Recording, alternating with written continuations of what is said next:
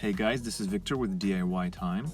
On my key programming videos, I often get asked what can be done if the key programming technique doesn't work.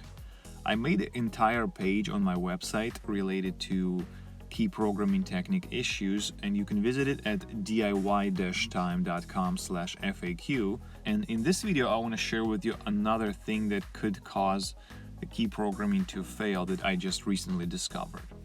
So I'm in 2008 Toyota Camry and there's no key in ignition cylinder, and the security light is blinking, and it's normal until I insert the key with properly programmed chip.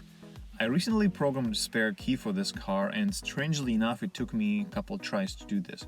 So this is the key, and check out what happens. It's already programmed, but the security light keeps blinking like there is no key. Basically the key is not being detected. I bought it on Amazon for a few bucks, and it's not original, it's aftermarket key. And that's what it does. You insert the key, but the security light just keeps blinking.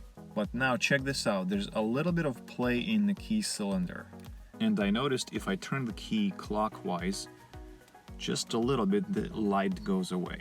It works fine.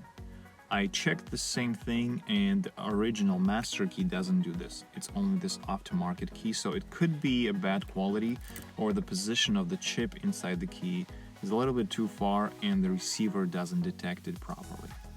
It's not really gonna matter when you're gonna cut the key blade and start the car, because you're gonna hit that spot where it's being detected. But it's something to be aware of when you're trying to program the key and it doesn't work. Just try different positions and wiggle the key in the key cylinder until you get it to program properly. That's pretty much it. I hope this was helpful for someone, and if that's you, please let me know, leave a comment below. Thank you for watching and have a nice day.